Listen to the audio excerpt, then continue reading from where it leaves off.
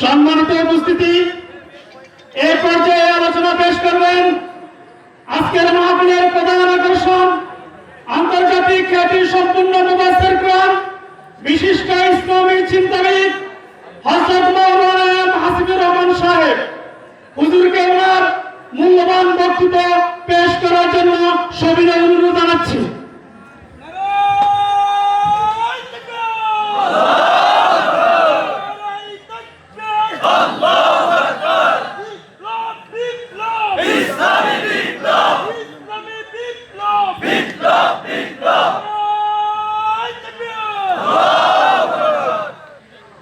السلام عليكم ورحمة الله وبركاته. إن الحمد لله الذي بنعمته تتم الصالحات، الذي علم القرآن وأكرمنا بالإسلام وأنعم علينا بالإيمان. نستغفره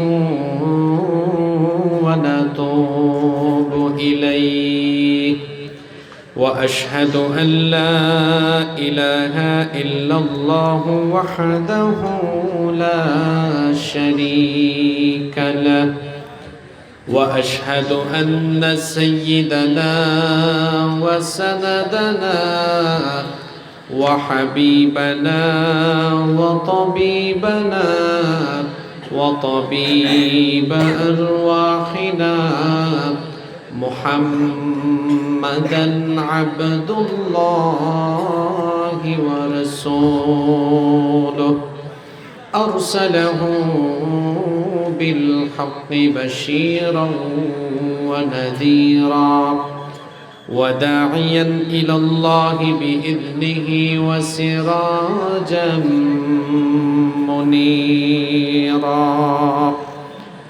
أما بعد، فقد قال الله تعالى في كلامه المجيد وفي فرقانه الحميد.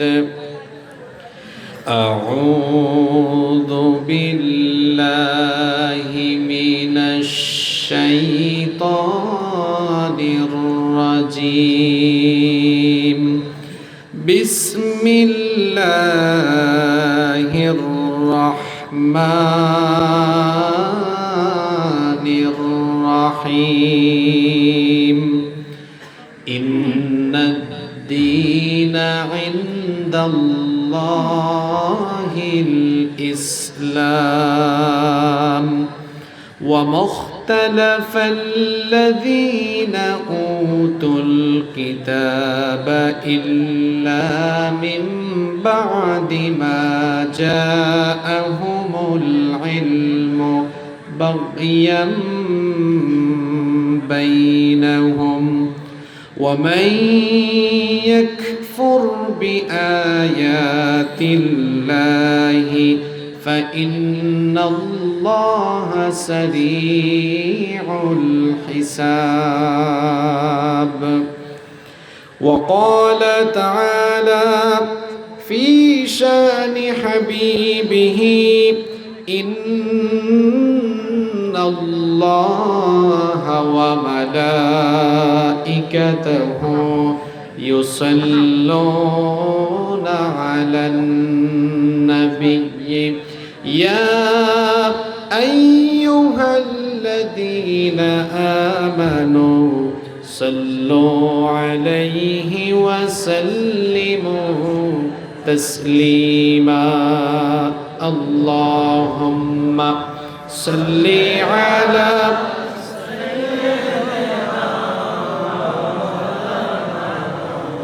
وعلى آل سيدنا. नहीं दो जहां में मिसाले मोहम्मद जमाले खुदा है कमाले मोहम्मद नहीं दो जहां में मिसाले मोहम्मद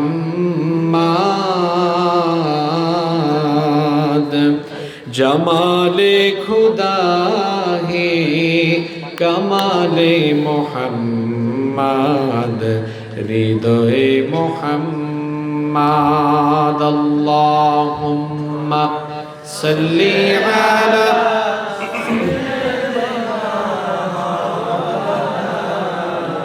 وعلى آل سيدنا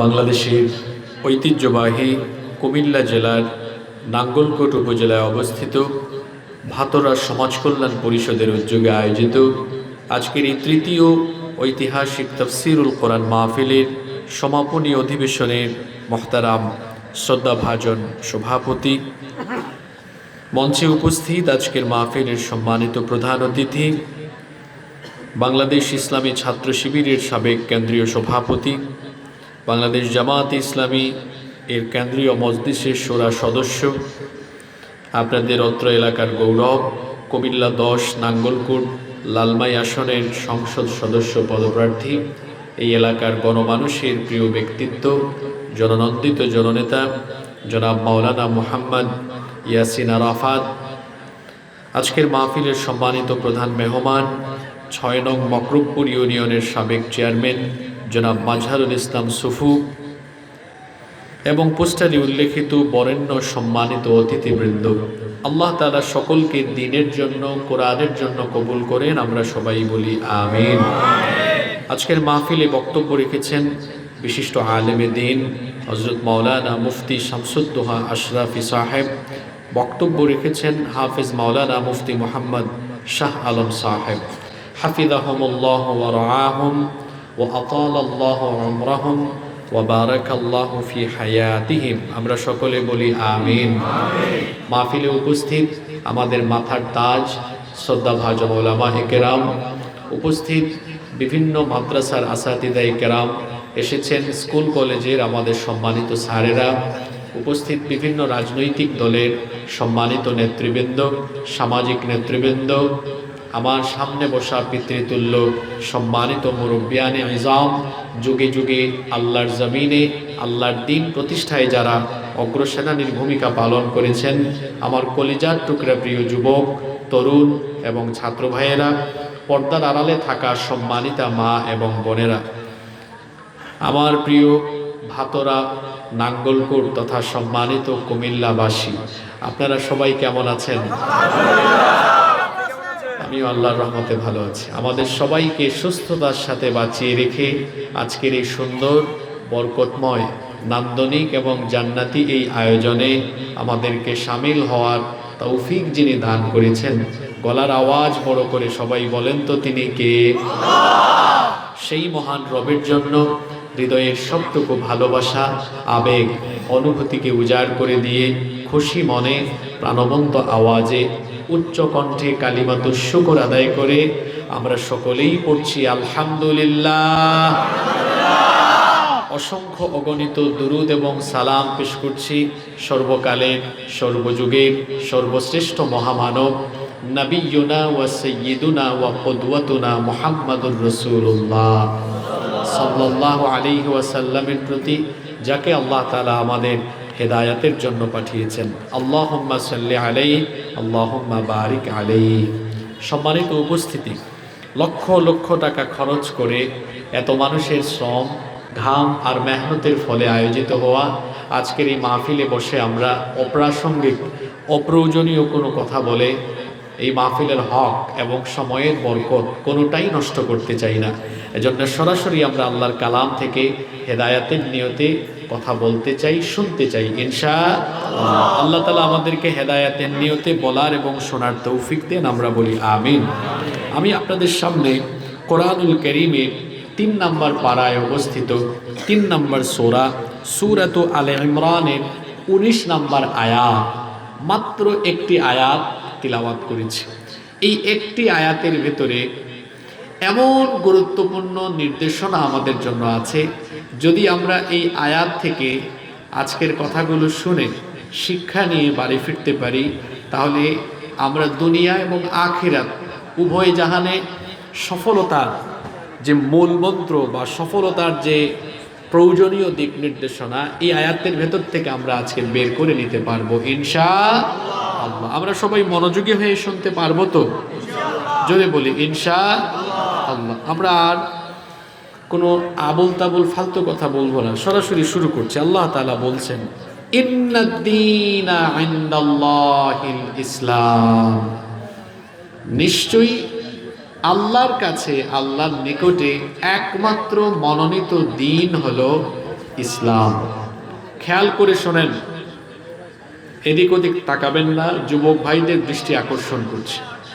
আজকে এমন এক আয়াত তেলাওয়াত করেছি, এই আয়াতে থাকা বিষয়, এটা কবরের গুরুত্বপূর্ণ একটা প্রশ্ন। এটা যদি দুনিয়ায় ঠিক না হয়, ওই লোক দুনিয়ায় তো ধরা খাবেই, আখেরাতেও ধরা পড়ে যাবে। এজন্য বিষয়টা অতীব গুরুত্বপূর্ণ। আল্লাহ তাআলা বলছেন, নিশ্চয়ই আল্লাহর নিকট একমাত্র মনোনীত দিন হলো ইসলাম। এই আয়াতে গুরুত্বপূর্ণ দুটি পরিভাষা এমন আছে যার অপব্যাখ্যা বাংলাদেশে সবচাইতে বেশি হয়েছে। এর মধ্যে একটি শব্দ হচ্ছে দিন, আর আরেকটি শব্দ হচ্ছে ইসলাম। ইসলাম শব্দের অর্থ অনেকেই ভুল করে থাকে। আচ্ছা বলেন তো দেখি, ইসলাম শব্দটি বাংলা না ইংরেজি? নাঙ্গলকোটের মানুষ ঘুমাই গেল নাকি? ইসলাম শব্দটি বাংলা না ইংরেজি? আরবি। এটার অর্থ কি? কে বলেছে শান্তি? আল্লাহ বলছে শান্তি। দেখছেন, একজনকে আল্লাহ বলে দিয়েছে, শিখাই দিয়েছে শান্তি। আপনি কোথা থেকে শিখেছেন এটা? ইসলাম শব্দের মাদ্দা, মূল শব্দ সিলমুন, এটা অর্থ শান্তি, কিন্তু ইসলাম শব্দের অর্থ শান্তি নয়। ইসলাম শব্দের অর্থ হচ্ছে সারেন্ডার করা, আত্মসমর্পণ করা। আমাদের জাতির পিতা, জোরে বলেন তো, জাতির পিতার নাম কি? যারা বলল না, তারা কি অন্য কাউকে জাতির পিতা বানিয়েছে নাকি? জোর করে জাতির ঘাড়ে জাতির পিতা চাপিয়ে দেওয়া যায়? ইব্রাহিম আলাইহিস সালামকে জাতির পিতা বানিয়েছেন কে? মিল্লাতা আবিকুম ইব্রাহিম, তোমাদের এই মিল্লাতের পিতা হলেন ইব্রাহিম। ঘোষণাটা কার? ইব্রাহিম আলাইহিস সালামকে আল্লাহ তাআলা কি বলেছেন? কোরআনে কারীমে এসেছে, ইয ক্বালা লাহু রাব্বুহু আসলিম ক্বালা আসলামতু লিরাব্বিল আলামিন। স্মরণ করো, যখন ইব্রাহিমকে তার রব বললেন আসলিম, তুমি আত্মসমর্পণ করো, তিনি তখন বললেন আসলামতু লিরাব্বিল আলামিন, আমি জগৎসমূহের প্রতিপালকের কাছে আত্মসমর্পণ করলাম। আল্লাহু আকবার। ইসলাম শব্দের অর্থ আত্মসমর্পণ করা। জোরে বলেন তো, ইসলাম শব্দের অর্থ কি? আত্মসমর্পণ করা। আত্মসমর্পণ বলতে আমরা কি বুঝি? নিজেকে আল্লাহর কাছে সমর্পণ করে দেওয়া। অর্থাৎ আমি আল্লাহকে আমার কাছে সমর্পণ করে দেওয়ার পরে আমার নিজের ইচ্ছায় আমি আর কোনো কিছু করতে পারবো, সব কিছু যার ইচ্ছায় তখন পরিচালিত হবে। জোরে বলেন, তিনি কে? এত গেল ইসলাম শব্দ।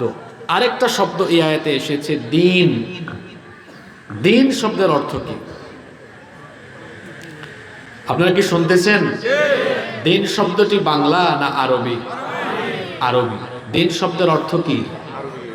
দিন শব্দের অর্থ নির্দিষ্ট একটি অর্থ বলা যাবে না, কারণ দিন শব্দটি অত্যন্ত ব্যাপক অর্থবোধক একটি শব্দ, এবং এটি কোরআনে কারীমের বিভিন্ন আয়াতে বিভিন্ন অর্থে ব্যবহার হয়েছে। আপনারা অনেকে হাঁটাহাঁটি করতেছেন আর এদিক ওদিক তাকাইতেছেন, অনেকে টের পাইতেছে না যে হুজুর আসলে এই আয়াত ধরলই বা কেন, আর আজকে এই আয়াত থেকে আলোচনা করার উদ্দেশ্যটা বা কি। আপনি একটু পরে বুঝবেন গো উদ্দেশ্যটা কি।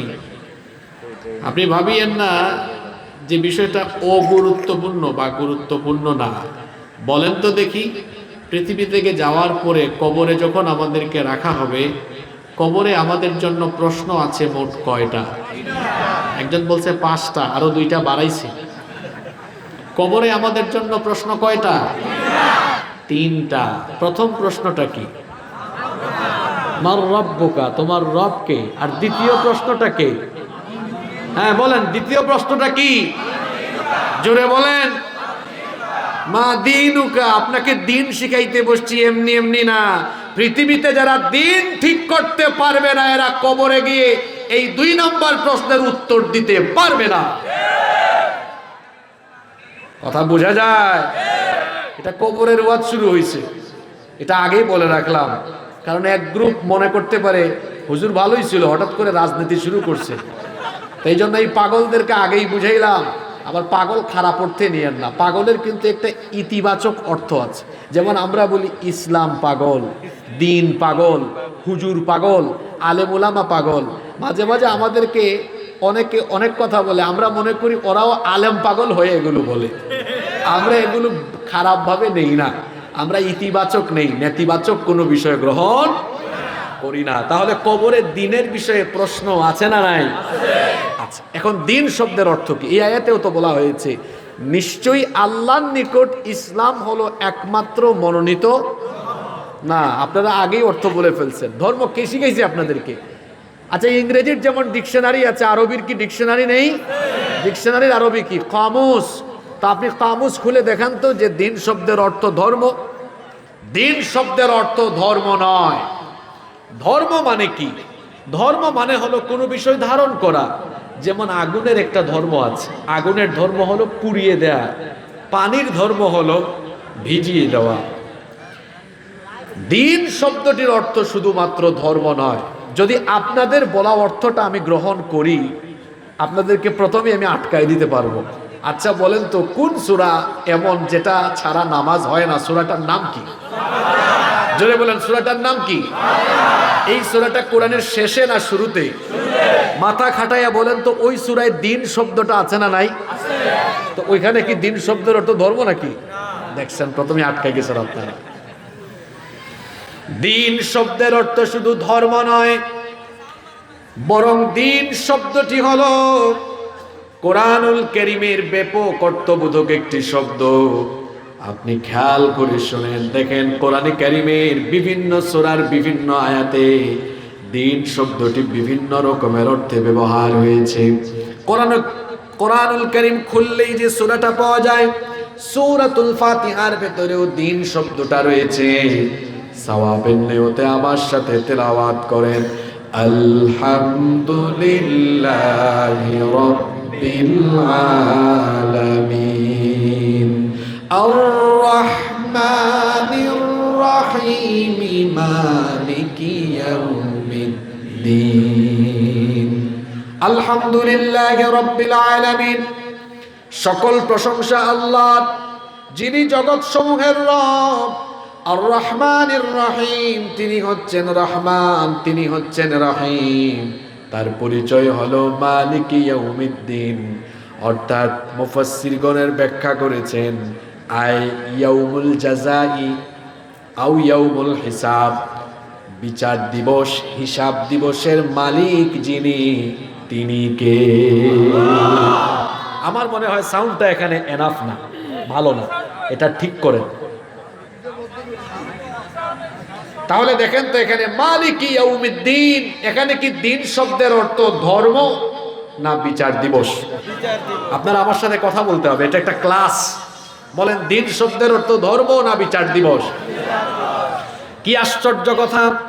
কোরআনের শুরুতে সূরা ফাতিহায় দিন শব্দ আছে, সেই দিন শব্দের অর্থ হলো বিচার দিবস, হিসাবের দিন। আবার আপনি আরেকটু সামনে এগিয়ে যান, কোরআনের 2 নাম্বার সূরার নাম হলো সূরাতুল বাকারা। সূরা বাকারা যখন আপনি তেলাওয়াত করবেন, এখানেও আপনি দিন শব্দটি পেয়ে যাবেন।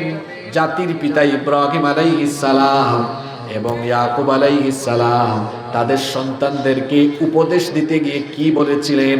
আল্লাহ তাআলা কোরআনে কারীমের 2 নাম্বার সূরা সূরাতুল বাকারা এর 132 নম্বর আয়াতে সেটা তুলে দিলেন। ওয়া ওয়াসসা বিহা ইব্রাহিমু বানিহি ওয়া ইয়াকুবু ইয়া বানিয়া ইন্নাল্লাহা আসতাফা লাকুমুদ الدين فلا تموتن إلا وأنتم মুসলিমুন।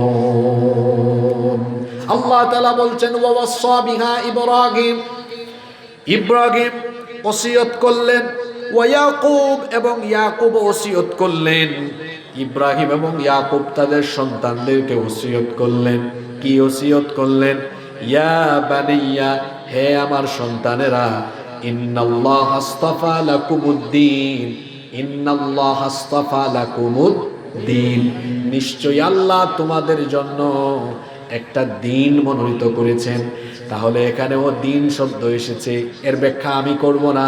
তাফসিরে ইবনে কাসির, তাবারি, কুরতুবী সহ বিভিন্ন তাফসিরে মুফাসসিরগণ এখানে দিন শব্দটির যে অর্থ করেছেন সেটা হলো ইন্নাল্লাহ আস্তাফা লাকুমুদ্দিন আয় আকিদাতুত তাওহীদ ওয়াল ইসলাম। আপনারা জানেন ইব্রাহিম আলাইহিস সালামকে আল্লাহ তাআলা যে জাতির জন্য পাঠিয়েছিলেন, সেই জাতির লোকেরা মূর্তি পূজারী ছিল, তারা তারকা পূজারী ছিল, তারা এক আল্লাহর ইবাদত বাদ দিয়ে মূর্তি আর তারকা পূজায় লিপ্ত ছিল। তাদের আকীদা ছিল আল্লাহ একজন নন। ইব্রাহিম আলাইহিস সালাম একত্ববাদী রবের দাওয়াত সারাটা জীবন দিয়ে গেলেন। মরণের আগে তার সন্তানদেরকে বললেন, শোনো, তোমাদের আকীদা ঠিক রাখবা, বহুত্ববাদে বিশ্বাসী না হয়ে, মূর্তি আর তারকা পূজারী না হয়ে একত্ববাদী রবের ইবাদত করতে হবে। কারণ একত্ববাদী রব তোমাদের জন্য যে দিন তোমাদের জন্য নির্ধারণ করেছেন, সেই দিনের নাম হলো ইসলাম। জোরে বলেন, সেই দিনের নাম কি? ইসলাম। তাহলে এখানে যে দিন শব্দ এসেছে, দিন শব্দের অর্থ এখানে তাওহীদ মানে একত্ববাদ। আবার আপনি আর একটু সামনে গিয়ে যান, কোরআনে কারিমে সূরা বাইয়িনা তেলাওয়াত করলে সূরা বাইয়িনার 5 নম্বর আয়াতেও আপনি দিন শব্দটি পেয়ে যাবেন। আল্লাহ তাআলা বলছেন, ওয়ামা উমিরু ইল্লা লিয়াবুদুল্লাহা মুখলিসিনা লাহুদ্দিন হুনাফা ওয়া ইউকিমুস সালাতা ওয়া الزكاة وذلك دين القيمة। এক আয়াতে দিন শব্দ দুইবার চলে আসলো। আল্লাহ তাআলা বলছেন, ওয়ামা উমিরু ইল্লা লিয়াবুদুল্লাহা মুখলিসিনা লাহুদ্দিন। তাদেরকে কেবল এই আদেশ দেওয়া হয়েছে, এই নির্দেশ দেওয়া হয়েছে, তারা দিনকে কেবলমাত্র একনিষ্ঠভাবে আল্লাহর জন্যই নির্ধারণ করে নেবে। এখানে দিন শব্দের অর্থ হলো আল ইযআনু ওয়াল খুদু ওয়াত তাআতু ওয়াত তাদাল্লুল। তার মানে হলো বিনয়ী হয়ে, নম্র হয়ে, ঝুঁকে পড়ে একমাত্র আল্লাহর আনুগত্য করা। এখানে দিন শব্দের অর্থ হলো একনিষ্ঠতার সাথে আল্লাহর আনুগত্য করা। আবার দেখেন কোরআনে কারীমের 42 নম্বর সূরা, সূরাতুশ শূরা এর 21 নম্বর আয়াত তেলাওয়াত করলে আপনি দিন শব্দ পেয়ে যাবেন। সেখানে আবার এটা ভিন্ন অর্থে ব্যবহার হয়েছে, আম লাহুম শুরাকাউ শারাউ লাহুম মিনাদ-দীনি মা লাম ইয়াযাম বিহিল্লাহ ইলা আখিরিল আয়াত। আল্লাহ তাআলা বলছেন, তাদের কোনো শরীক কি তাদের জন্য এমন কোনো বিধান ঠিক করে দিয়েছে যার অনুমতি আল্লাহ তাআলা দেননি? এখানে দিন শব্দের অর্থ হলো বিধান। জোরে বলেন তো, দিন শব্দের অর্থ কি? আপনারা ঘুমাই গেছেন নাকি? হ্যাঁ, এটা দুনিয়া আখিরাতের ওয়াজ চলে তো। এখানে দিন শব্দের অর্থ কি? সারা জীবন তো শুনলেন ধর্ম। প্রথমে বললাম সূরা ফাতিহায় দিন শব্দের অর্থ বিচার দিবস। এরপরে বললাম সূরা বাকারায় দিন শব্দের অর্থ করা হয়েছে তাওহীদ। তারপরে বললাম সূরা বাইয়িনার মধ্যে দিন শব্দের অর্থ করা হয়েছে একাগ্রতা, একনিষ্ঠতা। আবার কোরআনের 42 নম্বর সূরা, সূরা শূরা এর ভেতরে দিন শব্দের অর্থ করা হয়েছে বিধিবিধান। আবার দেখেন কোরআনে কারীমের 12 নম্বর সূরা, সূরা ইউসুফের 76 নম্বর আয়াতেও দিন শব্দ এসেছে। আল্লাহ তাআলা বলছেন, কাযালিকা কিদনা লিইউসুফা মা কানা লিয়াখুযা خذ أخاه في دين الملك إلا أن يشاء الله আল্লাহ তাআলা বলছেন কাদালিকা কিদনা লি ইউসুফ, এইভাবে করে আমি ইউসুফের জন্য কৌশল করলাম। এই কৌশলটা কি শোনেন, ইউসুফ আলাইহিস সালামের অন্য মায়ের ঘরে আরো 10 ভাই ছিল, যারা কিনা ষড়যন্ত্র করে চক্রান্ত করে তাকে ছোটবেলা একটা অন্ধকার কুয়ার মধ্যে ফেলে দিয়েছিল। তারা ভেবেছিল সাঁতার না জানা ছোট্ট সেই ইউসুফ তিনি এই অন্ধকার কুয়ার মধ্যে মারা যাবেন, কিন্তু তাদের সকল পরিকল্পনা ভেস্তে চলে গেল। আল্লাহ তাআলা তার অসীম কুদরতি পরিকল্পনা দিয়ে একটা কাফেলার মাধ্যমে ওই অন্ধকার কুয়া থেকে ইউসুফ আলাইহিস সালামকে উঠায়া আল্লাহ তাআলা তার কুদরতি পরিকল্পনা মোতাবেক তাকে মিশরে ঢুকায়া একেবারে মিশরের রাজ পরিবারে ঢুকায়া দিলেন। একটা পর্যায়ে তিনি মিশরের ক্ষমতার মসনদে আসীন হয়ে গেলেন। তিনি যখন প্রেসিডেন্ট ছিলেন, তার জন্মভূমি কেনানে তখন দুর্ভিক্ষ লেগেছিল। যখন তিনি মিশরে ক্ষমতায় অধিষ্ঠিত, তখন তার জন্মভূমিতে অভাব আর দুর্ভিক্ষ দেখা দিয়েছিল। তার ভাইরা কেনান থেকে মিশরে আসলেন সাহায্যের জন্য। তিনি তাদেরকে সাহায্য করলেন, কিন্তু পরিচয় দিলেন না। বললেন তোমাদের পরিবারে আর কে কে আছে, তাদের কাছ থেকে পরিচয় জানার পরে বললেন পরবর্তীতে আসার সময় তোমাদের আরেকটা ভাই বিনয়ামিন তাকে সাথে নিয়ে আসবে। যদি বিনয়ামিনকে সঙ্গে করে নিয়ে আসো তাহলে আরেকবার তোমাদেরকে সাহায্য আরো বাড়িয়ে দিব। পরবর্তীতে তারা যখন বিনয়ামিনকে সঙ্গে করে নিয়ে আসলেন, ইউসুফ আলাইহিস সালাম আল্লাহর দেওয়া নির্দেশনা মোতাবেক একটা কৌশল অবলম্বন করলেন। তিনি তার ভাইকে রেখে দিতে চাচ্ছিলেন, কেমনে রাখবেন একটা কৌশল করলেন। সেই সময়ে বাদশাহী আইন ছিল, যদি বাদশার কোনো জিনিস কেউ চুরি করত তাহলে বাদশাহ তাকে দাস হিসাবে রেখে দিতে পারতেন। তিনি তার ভাইকে বিষয়টা আগেই জানিয়েছিলেন। এজন্য পরিকল্পনা মোতাবেক তার ভাইয়ের ব্যাগের ভেতরে বা বস্তার ভেতরে তার পান পাত্র ঢুকিয়ে দিয়েছিলেন। এই কথাটা আল্লাহ এভাবে বলেছেন কাদালিকা কিদনা লি ইউসুফ, এইভাবে করে আমি ইউসুফের জন্য কৌশল করলাম লিয়াখুযা আখাহু, যাতে সে তার ভাইকে তার কাছে রেখে দিতে পারে।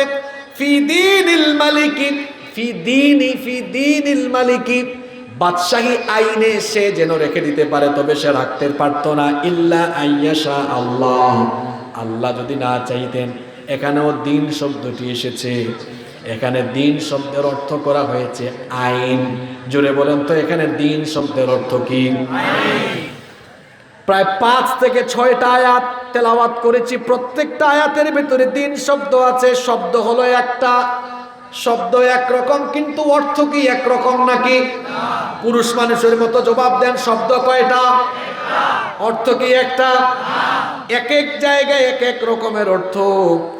আজকে যে আয়াত আমি তেলাওয়াত করলাম সূরা আলে ইমরানের 19 নম্বর আয়াত, এখানেও দিন শব্দ আছে। আল্লাহ বলেছেন ইন্নাদ-দীনা ইনদাল্লাহিল ইসলাম, নিশ্চয়ই আল্লাহর নিকট একমাত্র মনোনীত দিন হলো, দিনের নাম কি? জোরে বলেন দিনের নাম কি? এখানে দিন শব্দের অর্থ কি? মুফাসসিরিনে কেরাম এখানে দিন শব্দের অর্থ করেছেন জীবন ব্যবস্থা। কথা বুঝে থাকলে আকাশ বাতাস যেন ভারী হয়, এরকম করে রেসপন্সটা চাই। বলেন তো এখানে দিন শব্দের অর্থ করা হয়েছে কি ব্যবস্থা? যারা বলল না তারা কি অমনোযোগী? জোরে বলেন কি ব্যবস্থা? জোরে বলেন কি ব্যবস্থা? এটা যারা বুঝবে না আজকে, এরা জীবন ব্যবস্থায় দিনের পরিবর্তে শয়তানি দিন অনুসরণ শুরু করবে। আর যারা বুঝবে আজকের এই ওয়াজি হেদায়াত হয়ে যাবে ইনশাআল্লাহ। তাহলে এখানে দিন শব্দের অর্থ করা হয়েছে কি? জোরে বলেন দিন শব্দের অর্থ করা হয়েছে কি? আজকে এক আয়াতের তাফসীর হবে না, আজকে এক শব্দের তাফসীর হবে। কয় শব্দের? দেখবেন আগামী কয়েক মিনিট শুধু এই এক যত আয়াত পড়ব, যত আয়াত দেখবেন প্রত্যেকটা আয়াতের দিন আছে। আল্লাহু আকবার বলেন। যতগুলো আয়াত আজকে এখানে পড়ব প্রতিটা আয়াতের দিন আছে। প্রতিটা আয়াতে কি আছে? এক শব্দের তাফসীর বুঝেন আজকে। এখানে দিন শব্দের অর্থ করা হয়েছে জীবন ব্যবস্থা। ব্যবস্থা তো আপনারা বুঝেন, এই যে আজকে এত সুন্দর প্যান্ডেল, এত সুন্দর আয়োজন, এর পেছনে কিন্তু একটা ব্যবস্থাপনা কমিটি আছে।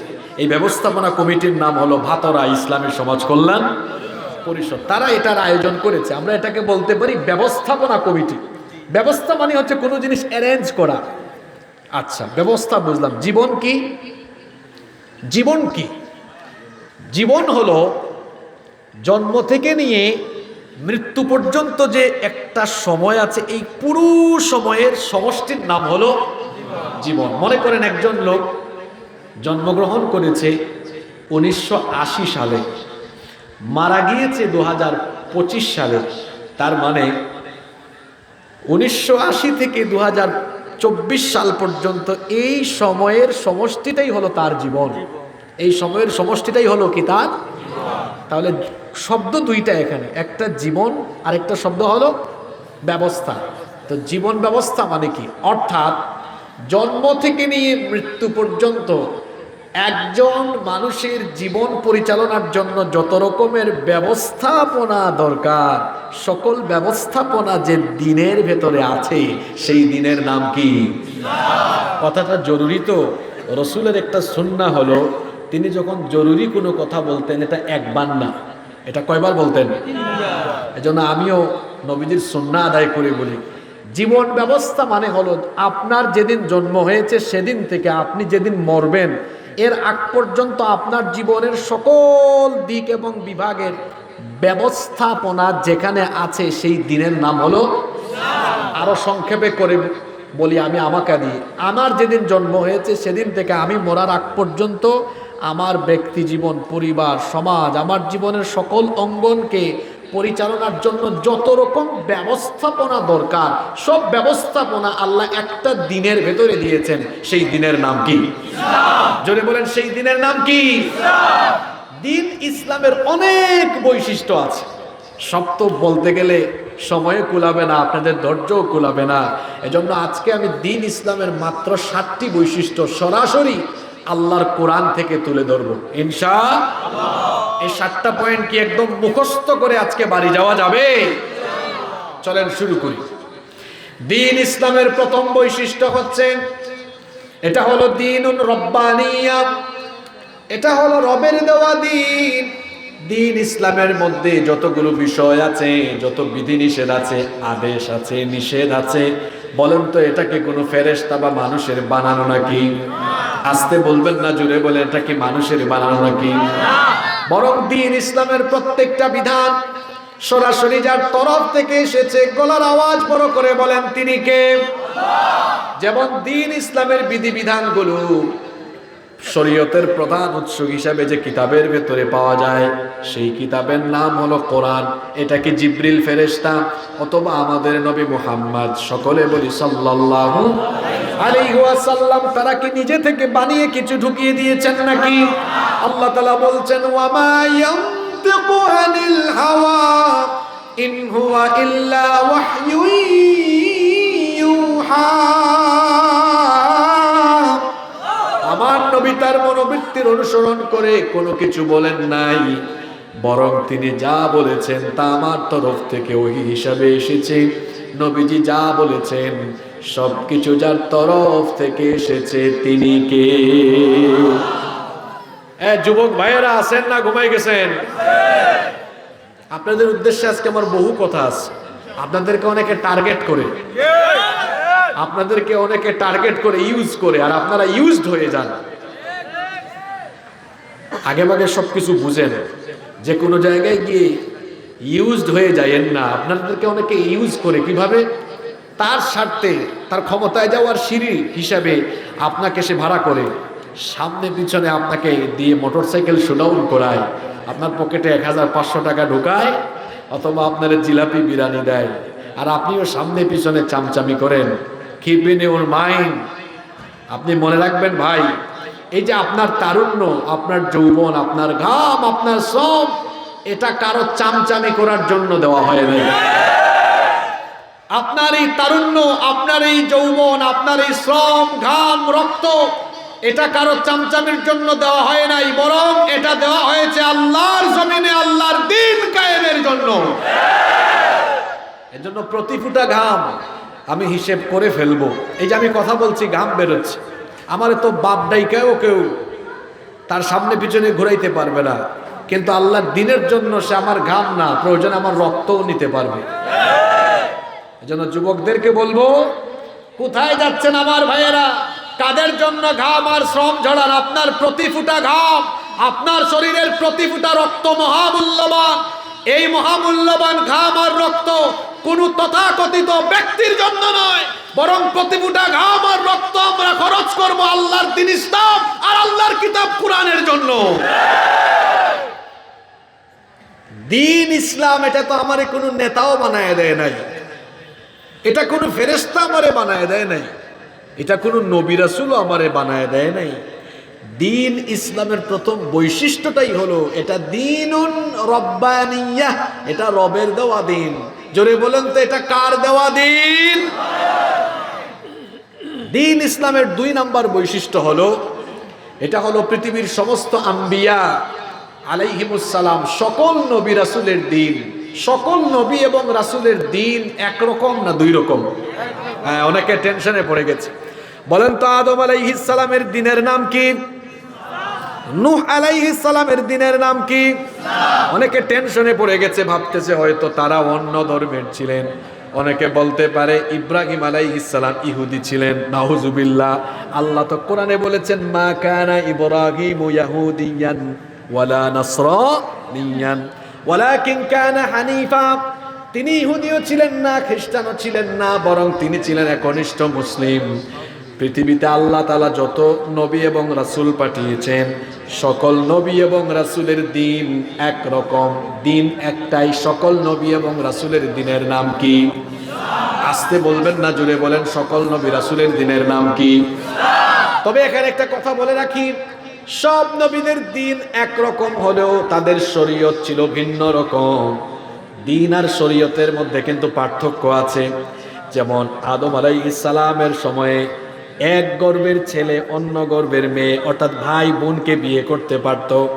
এটা ছিল আদম আলাইহিস সালামের শরীয়ত, সেই যুগে এটা জায়েজ ছিল। কিন্তু বলেন তো দেখি, এই উম্মত অর্থাৎ উম্মতে মুহাম্মদের শরীয়তে ভাই বোনকে বিয়ে করা কি জায়েজ নাকি? আপনারা শুনতেছেন কথা? তাহলে দ্বীন একরকম কিন্তু শরীয়ত কোন নবীর যুগে নামাজ ছিল 2 ওয়াক্ত, এটা তাদের শরীয়ত। কিন্তু এই উম্মতের জন্য নামাজ ফরজ হলো মোট কয় ওয়াক্ত? কোন নবীর যুগে রোজা ছিল একরকম, আর আমাদের জন্য হয়েছে আরেক রকম। নবীদের দ্বীন একরকম থাকলেও তাদের শরীয়ত ছিল ভিন্ন রকম। কিন্তু সব নবীর দ্বীন একটাই, সেই দ্বীনের নাম হলো। এজন্য আপনি দেখবেন কুরআন তেলাওয়াত করলেই দেখবেন সকল নবী এবং রাসূলের দাওয়াতি সম্ভাষণ, দাওয়াতি অ্যাপ্রোচ একরকম ছিল, ভিন্ন রকম ছিল না।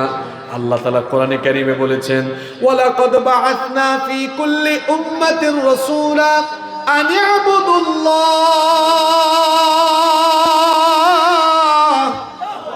অবশ্যই প্রত্যেক জাতিগোষ্ঠীর জন্য আমি রাসূল পাঠিয়েছি, আর সকলেই এসে দাওয়াত দিয়েছেন একমাত্র গোলামি করতে হবে কার? সব নবীদের কালিমা ছিল লা ইলাহা ইল্লাল্লাহ। সব নবীদের দ্বীন একরকম ছিল, কালিমা একরকম ছিল, শুধু শরীয়তটা ভিন্ন রকম ছিল।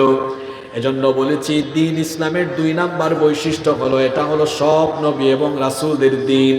আল্লাহ তাআলা কোরআনে কারীমের 42 নাম্বার সূরা সূরাতুশ শুরা এর 13 নম্বর আয়াতে জন্য বলছেন, শারা'a লাকুম মিনাদ-দীনি মা ওয়াসসা বিহি নূহান ওয়াল্লাযী আওহাইনা ইলাইকা ওয়া মা ওয়াসাইনা বিহি ইব্রাহিমা ওয়া মূসা ওয়া ঈসা আন আকিমুদ-দীন। আল্লাহ তাআলা বলছেন, শারা'a লাকুম মিনাদ-দীন, তোমাদের জন্য সেই দ্বীনকে বিধিবদ্ধ করে দেওয়া হয়েছে। মা ওয়াসসা বিহি নূহা, যার আদেশ এর আগে নূহ আলাইহিস সালামকে দেওয়া হয়েছে।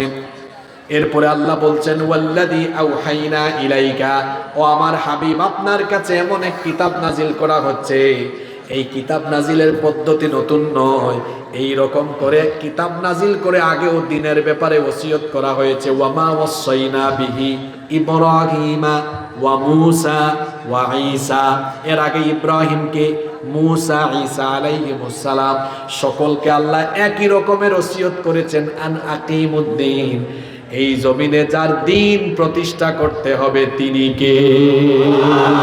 তাহলে বলেন তো দেখি, সব নবীদের দ্বীন এক রকম নাকি দুই রকম? আস্তে বলবেন না, জোরে বলেন, এক রকম না দুই রকম? দ্বীন ইসলামের দুইটা বৈশিষ্ট্য বলে ফেলেছি। এক নাম্বার হলো এটা দ্বীনুর রব্বানিয়া, এটা রবের দেওয়া দ্বীন। দুই নাম্বার হচ্ছে এটা সকল নবী রাসূলদের দ্বীন। তিন নাম্বার হলো এটা হলো বিজয়ী দ্বীন।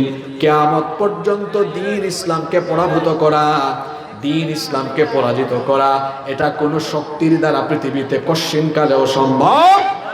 রব্বুল আলামিন কোরআনুল কারীমের 61 নাম্বার সূরা সূরাতুস সাফাত 9 নাম্বার আয়াতে এজন্য বলেছেন, হুয়াল্লাযী আরসালা রাসূলাহু বিল হুদা ওয়া দীনিল হক লিইয়ুযহিরাহু আলাদ-দীনি কুল্লিহি ওয়ালাউ কারিহাল মুশরিকুন। তিনি হচ্ছেন সেই সত্তা যিনি তার রাসূলকে হেদায়াত আর দ্বীনে হক, দ্বীনে হক মানে হচ্ছে আল ইসলামু হাক্কুন ওয়াল কুফরু বাতিলুন, ইসলাম হচ্ছে হক, দ্বীনে হক মানে হলো ইসলাম। আল্লাহ বলছেন আমি আমার রাসূলকে দ্বীনে হক আর এই কিতাব এজন্য দিয়ে পাঠিয়েছি, হেদায়াত দিয়ে পাঠিয়েছি। কেন? যাতে করে পৃথিবীর সকল পথ আর মতের উপরে ইসলামকে বিজয়ী আদর্শ হিসাবে প্রতিষ্ঠা করতে পারেন। এই জন্য রাসূলকে এই দায়িত্ব দিয়ে যিনি পাঠিয়েছেন তিনি কে? আল্লাহর নবী যখন এই দাওয়াত আরম্ভ করলেন তখন তিনি বহু ঘাত প্রতিঘাত মোকাবেলা করে করে এগিয়েছেন। দেখুন, কাফিরদের চোখের সামনে ওই চাচার মতো যারা আছেন না, এরা একটু ভেগে যান আগে ভাগে। এই ধরনের শ্রোতার আমার দরকার নাই। ক্লাসের ভালো ছাত্র সে যখন ক্লাসে ঢুকে ও শেষ পর্যন্ত ক্লাস করে যায়, এজন্য পরীক্ষায় সে A+ পায়। আর যারা একটু নটি স্টুডেন্ট থাকে না, নটি দুষ্ট, এরা একটু দৌড়াদৌড়ি করার অভ্যাস থাকে, চক্কর দেওয়ার অভ্যাস থাকে। সময়ের বড় দাম আছে। যেমন আমি যখন কোনো মাহফিলে যাই, আমি সময়টাকে কাজে লাগাই। আমি চেষ্টা করি যতক্ষণ কথা বলবো প্রতিটা কথা যেন কাজে লাগে, এটা আমি চেষ্টা করব। শ্রোতা যিনি যাবেন তিনিও চেষ্টা করবেন আশেপাশে না তাকায়া একদম মনোযোগী শ্রোতার মতো আমি প্রতিটা কথা শুনবো। তখন আপনার এই কথাগুলো কাজে লাগবে। অনেকে আছে মাহফিল শেষে বাড়ি গেলে তারে যদি কেউ জিজ্ঞেস করে কি শুনছো, কোনো মুলাখাস মানে সামারি বলতে পারে না। আবার অনেকে উল্টাও আছে, একদম সব পয়েন্ট বলতে পারে। কনসেন্ট্রেট শ্রোতা হন, পারবেন তো ইনশাআল্লাহ? এটা হলেন চূড়ান্ত দিন, বিজয়ী দিন। কেমন বিজয়ী? এটাকে কেউ তাদের শক্তি সামর্থ্য দিয়ে কখনো পরাজিত করতে পারবে। খেয়াল করুন, আমি যেটা বলছিলাম, কাফির মুশরিকদের চোখের সামনে নবীজি বড় হয়েছেন। নবীজির শিশুকাল, কৈশোরকাল, যৌবনকাল কাফেরদের চোখের সামনে কেটেছে। কুরআন নাজিলের আগ পর্যন্ত তারা প্রত্যেকেই বলেছে আরবের মধ্যে যদি কেউ ভালো থাকে, সবচেয়ে সেরা থাকে, সে আর কেউ নয়। তারা বলতো মুহাম্মদ, আমরা বলি সাল্লাল্লাহু। তারা বলতো আরবের মধ্যে যদি কেউ আমানতদার থাকে সে আর কেউ নন, তারা বলতো মুহাম্মদ, আমরা বলি সাল্লাল্লাহু। এই যে আপনারা বারবার ওখান থেকে বলতেছেন সাউন্ড হয় না, এটার সমাধান এখন আর হবে না। এটার সমাধান এখন আর হবে না তো, কারণ ও তার সেটআপমেন্ট ওইভাবে করে ফেলছে। আমরা এটা বুঝি, কারণ প্রতিদিন রাতে মাইকের সামনে থাকি তো, কোনটার সমস্যার সমাধান হবে আর কোনটা হবে না অভ্যস্ত হয়ে গেছে। বলতে পারি এদের অপারেটিং সিস্টেম সুবিধা না। এটা আপনারা চিল্লাইলেও লাভ হবে না, এর চেয়ে ভালো সাউন্ডার দিতে পারবে না। এর অপারেটিং ভালো না, হয়তো জিনিসপত্র আনছে সে হয়তো ভালো জানে না, ও সাউন্ড সেটিং বুঝতেছে না। আমার দিকে তাকান, একটু আমাকে সহযোগিতা করেন। আমি নিজেও গত 2-3 মাসে এরকম বাজে সাউন্ডে কথা বলছি বলে আমার মনে হয় না। যা হয়ে গেছে এখন বললে আরো সময় নষ্ট হবে। আসুন আমরা সময়কে কাজে লাগাই। আপনারা আমাকে সময় দিচ্ছেন তো? তবে আমার কিছুটা সন্দেহ থেকে গেছে। আমি আসার পরে 20-25 মিনিট ঘরে বসে নামাজ পড়তে পড়তে আর ভাত খাইতে খাইতে মাইকের সাউন্ড শুনছিলাম। আমি দেখছি ভালোই ছিল। আমি উঠার পরে কি হইলো এটা আমি যাওয়ার পরে তারে ধৈর্য জিজ্ঞেস করবেন। আমি উঠার আগে কি সাউন্ড ঠিক ছিল? ছিল নাকি? আপনারা দেন, আপনারা তো ফতোয়াটা আপনারা দেন, আপনারা শুনছেন ঠিক ছিল তো। এখন কি হয়েছে? আমি কি মাইকের সামনে আছি না দূরে আছি? আমি তো সামনেই আছি, তো কি হয়ে গেল মাইকের? এই জন্য বলছি তারে ধরবেন, জিজ্ঞেস করবেন এর পিছনে একটা শানে নুজুল আছে কিনা। কারণ অনেক জায়গায় আমি পরে শানে নুজুলও পাইছি, কি অমুক তমুক তারে বলে দিছে এই হুজুর উঠলে যে কোনো একটা সাউন্ডে ভেজাল লাগাই দিও না। আপনারা হাসতে পারেন অনেকে, আমাদের অভিজ্ঞতা আছে তো, হইছে বলেই বলছি। যেহেতু আপনারা বলছেন আমি উঠার আগে সাউন্ড ঠিক ছিল, তো আমি উঠার পরে এমন কি হলো এটা শানে নুজুল জানা দরকার না? এই জন্য বলছি তারে ধৈর্য জিজ্ঞেস করবেন আমি যাওয়ার পরে, তবে এখন না। এখন সাউন্ড যদি নাও থাকে আমি সময় নষ্ট করতে পারবো না। আমি বলবো আপনারা আরো সামনে আসেন, প্রয়োজনে খালি মুখে কথা বলি। কিন্তু যদি অঘটন ঘটে এটা পরে পর্যালোচনায় আসতে পারে, ঠিক কি না? এটা পরে দেখা যাবে, কিন্তু এখন সময় নষ্ট করবো না। একটা পর্যালোচনা মিটিং করা যায় না মাহফিল শেষে, যে পর্যালোচনা করি কোথায় কি হলো, তখন তাকে ধরিয়ে। কিন্তু এখন আমরা আমাদের কাজ চালিয়ে যাই। রাজি আছেন তো? আমি বলছিলাম 40 বছর পর্যন্ত এরা বলে তিনি ভালো মানুষ, তিনি আল আমিন, তিনি আমানতদার, তিনি সেরা মানুষ। আল্লাহু আকবার। এখন যখন কুরআন নাজিল হওয়া আরম্ভ হয়েছে, দেখুন এই কাফেররা এতদিন যাকে বলেছে আরবের সেরা মানুষ, এখন তারা সেই নবীকে কি বলছে, তাদের কথা আল্লাহ কোরআনে উঠায় দিয়েছেন। তারা এবার বলে ইনি মাজনুন, ইনি পাগল। তারা তারপরে বলে ইনি সাহির, ইনি জাদুকর, ইনি কাহিন, উনি হচ্ছেন গণক, উনি শাইর, উনি কবি, উনি কাযযাব, মিথ্যাবাদী। নাউযুবিল্লাহি মিন যালিক। আলেমরা বলেন তো এই 5টা শব্দই কোরআনে আছে না? আছে। এটা কারা বলেছে? কাফিররা। কারা বলেছে? কাফিররা। তাহলে কাফিররা কোরআন নাজিলের আগে নবীজিকে বলে ভালো, কোরআন নাজিলের পরে বলে পাগল, জাদুকর, কবি, গণক, মিথ্যাবাদী। শুনেন, কোরআন নাজিলের যুগে যেমন কোরআনওয়ালারা গালি শুনেছেন, এটা কিয়ামত পর্যন্ত এইভাবে কোরআনের পথে যারা চলবে তারাও কিন্তু এই গালি খাওয়ার সুন্নত এটা পালন করবে, এটা আসবে। কোরআন নাজিলের যুগে যেমন গালি ছিল, আপনি আপনার সমাজে দেখেন এখনো কোরআনওয়ালারা গালি শুনে। গালির জায়গায় আছে, শুধু ভার্সনটা একটু আপডেট হয়েছে। ভার্সন আপডেট হইলো আবার কেমনে? প্রতি বছর অক্টোবর মাসে আইফোন তার নতুন ভার্সন বের করে। 13, 14, 15, 16, এখন কত চলে? 17 চলে না? নামটা কি আছে? আইফোন কি নাম পরিবর্তন হয়েছে নাকি? কি চেঞ্জ হয়েছে? কোরআন বিরোধীরা তাদের বাপ দাদার খাসলত এখনো ধরে রেখেছে। তারা গালি ঠিক রেখেছে, শুধু নমুনা আর মডেল বা ভার্সনটাকে কি করেছে? এখন কি ভার্সনটা বলবো? সেই যুগের গালি ছিল কোরআনে আছে, পাগল, গণক, কবি, জাদুকর, মিথ্যাবাদী। এখন যারা কোরআন থেকে সত্য সত্য কথা বলে, আল্লাহ নবী 40 বছর কোরআনের কথা বলেন নাই, তিনি ভালো। এই যে আমি যতক্ষণ পর্যন্ত সমাজ নিয়ে কথা বলবো না, শুধু মসজিদ নিয়ে কথা বলবো, নামাজ রোজা নিয়ে কথা বলবো, আমি ভালো। যখন আমি কোরআন দিয়ে রসুলের মতো সমাজের কথা বলবো, অন্যায়ের কথা বলবো, কোরআন দিয়ে অর্থ ব্যবস্থাপনা, রাজনৈতিক ব্যবস্থাপনার কথা বলবো, তখন আমারও অনেকে ওই তাদের বাপ দাদার নীতি অনুসরণ করে গালিগালাজ দেওয়া আরম্ভ করবে। এই গালিগালাজ এখনো আছে। যারা কোরআনের পথে চলে এখনো তারা গালি শুনে। গালিগুলো কি?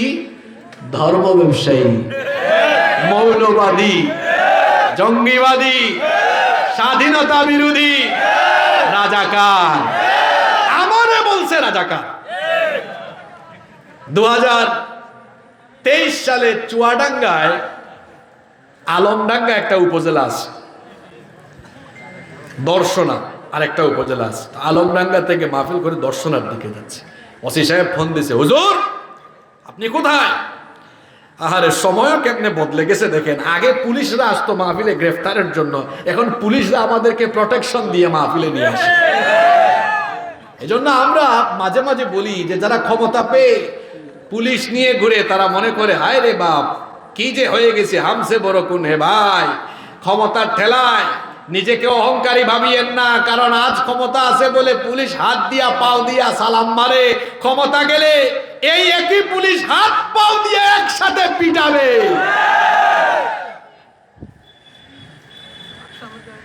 তো যাই হোক, আমারে বলে আপনি কোথায়? আমি বললাম আমি তো চুয়াডাঙ্গায় আসতেছি, মাহফিলে যাচ্ছি, আমি দর্শনার ওসি। তাই বলেন? বলতেছে আপনি মাহফিলে আসবেন না কেন ভাই? কোনো সমস্যা? বহুত বড় সমস্যা আছে। কি সমস্যা? আপনার ব্যাপারে গুরুতর অভিযোগ আছে। কি সমস্যা, কি অভিযোগ? আপনি রাজাকার, আপনি মাহফিলে আসবেন না। আমি বললাম আপনি কি জীবনে কোনোদিন আমারে দেখছেন? কয় না দেখি নাই। আমি বললাম না দেখে আপনি টের পাইছেন কেমনে আপনি রাজাকার? টের পাইছেন কেমনে? আমার বয়স কত আপনি জানেন? কয় না। আমি বললাম 90-এর দশকে যে ছেলের জন্ম হয় সে রাজাকার হয় কেমনে? কথা হলে সম্ভবত আপনি চেতনায় রাজাকার হইতে পারেন। এটা কারে বলছে? জোরে বলেন কারে বলছে? এখন দেখেন, খেয়াল করে শোনেন, আমাদেরকে আরেকটা গালি দেওয়া হয়, ধর্ম ব্যবসায়ী। আচ্ছা বলেন তো, এই যে আমার আগে আরো 2 জন হুজুর ওয়াজ করলেন, এখন আমি বয়ান করছি, বা আপনাদের এলাকার কোনো হুজুরকে আপনারা যদি বলেন হুজুর আপনাকে ক্যাশ 10 লাখ টাকা দিব, কিন্তু শর্ত হলো আপনি জুব্বা পাঞ্জাবি টুপি আর দাড়ি সাইসা কালকে শার্ট প্যান্ট পরে হাঁটতে হবে। শুনতেছেন কথা? আপনাদের কি মনে হয় আমরা এটা করবো? আমাদের তাহেরি ভাইকে যদি আপনি এটা বলেন যে তাহেরি ভাই আপনারে 1 কোটি টাকা দিব, আপনি জুব্বা খুলে ফেলেন, দাড়ি কামাই ফেলেন, কি মনে হয় আপনাদের? কি মনে হয় বলেন তো? শার্ট প্যান্ট পরবে, দাড়ি কামাই ফেলবে? আপনারা কি মনে হয় আপনাদের এটা করবে কেউ? যদি বলে হুজুর কালকে আপনার বাংলাদেশের ক্ষমতায় বসাই দিব, শুধু শার্ট প্যান্ট লাগান, প্লিজ ভাই এটা আপনারা পরে পর্যালোচনা করেন, প্লিজ আপনাদের পায়ে ধরে। আমি বললাম তো কোনো শানে নজুল থাকলে আপনারা বাইর করিয়েন। আমি মাইকের সামনে আসি না, বললাম আমি আসি না, এটা আওয়াজ হয় না কেন? এটা কি আমার দোষ? এটা ওরে ধইরেন, আপনারা পরে ধইরেন। শোনেন, আমারে কথা বলতে দেন প্লিজ। আমি বলছিলাম যে আপনি যদি বলেন হুজুর হুজুর আপনারে বাংলাদেশের ক্ষমতায় বসায় দেওয়া হবে, শুধু জুব্বা খুলেন, দাড়ি কামান, বলেন আপনারা কামাবে? কামাবে? এবার শোনেন, আমাদেরকে যারা ধর্ম ব্যবসায়ী বলে ওদের চরিত্র এমন, যদি বলেন ভাই বুট বেড়ে যাবে, শুধু শার্ট প্যান্টটা খুললে আজকে থেকে পায়জামা পাঞ্জাবি পরেন। এবার আপনারা বলেন তো, ওরা ভোটের টাইম আসলে শার্ট প্যান্ট খুলে পায়জামা পাঞ্জাবি টুপি পরে কি পরে না? এখন আসতে বললে হবে না, কিন্তু পরে কি পরে না? তারে যদি বলেন ভাই নামাজ অন্য টাইমে পড়লে পড়েন, ভোটের সময় 1 ওয়াক্ত মিস করেন না, ও পড়বে কি পড়বে না? আমরা তো এমনও দেখেছি নামাজ 5 ওয়াক্ত, কেউ ভোটের টাইমে পড়ে 7 ওয়াক্ত। আপনি বলবেন হুজুর এটা কেমনে করে? আমি আপনাকে হাসানোর জন্য বলছি না। দেখবেন গ্রামের মসজিদের নামাজ আর পৌরসভা বা জেলা শহরের মসজিদের নামাজ কিন্তু একসাথে হয় না, একটু 10-15 মিনিট আধা ঘন্টা লেট থাকে। বিশেষ করে দেখবেন এশার নামাজ গ্রামে একটু আগে হয়, আর বাজারের মসজিদে একটু কি হয়। এক প্রার্থী ক্যান্ডিডেট আসছিল গ্রামে তার গণসংযোগ করতে, গ্রামের মসজিদে নামাজের টাইম হয়ে গেছে, ঢুকে নামাজ আদায় করে ফেলছে। এশার নামাজ শেষ করে আবার রওনা দিয়েছে, তার বাজারের মসজিদে ঢুকার পরে দেখে ওখানে মাত্র একামত হয়েছে। এখন তার সাঙ্গপাঙ্গরা বলে লিডার এখানে তো দিকে একামত হয়, কয় তাড়াতাড়ি মসজিদে ঢুক। লিডার একটু আগে নামাজ পড়ছে, কয় একদম চুপ, এখন নির্বাচনের টাইম, যতবার সুযোগ পাবি ততবার নামাজ পড়বি। এই জন্য বলেছি কেউ কেউ আবার ভোটের আশায়, ক্ষমতার আশায় মাঝে মাঝে 5 ওয়াক্তর জায়গায় 7 ওয়াক্ত করে ভোটের টাইম আসলে একটা জানাজা শুদ্ধ মিস দেয় না। আছে না নাই? কান খাড়া করে শুনে রাখুন কুমিল্লাবাসী, আমাদেরকে যারা ধর্ম ব্যবসায়ী বলে ওদেরকে বলবেন আয়নায় যেন তাদের চেহারা দেখে নিয়ে। আমরা কোনোদিন ভোট, ক্ষমতা, টাকা পয়সার লুভে আমাদের লেবাস পাল্টায়নি, বরং যারা কথায় কথায় আমাদেরকে ধর্ম ব্যবসায়ী বলে, তারা ভোট, ক্ষমতা, টাকা পয়সার আশায় লেবাস পাল্টায়, সুরত পাল্টায়। সুতরাং ধর্ম ব্যবসায়ী আমরা নই। যারা ভোট আর ক্ষমতার জন্য লিবাস পাল্টাতে পারে, ওরাই প্রকৃত ধর্ম ব্যবসায়ী।